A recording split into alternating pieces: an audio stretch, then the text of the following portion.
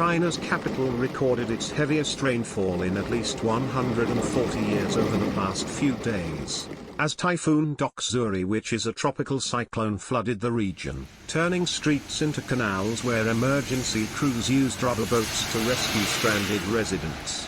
Beijing recorded 744.8 millimeters of rain, highest ever recorded in the history. At least 11 people have died and 13 others are missing in heavy rains in Beijing. More than 50,000 people in the city have been evacuated so far, according to state media. Subscribe for more videos. And punch the like button.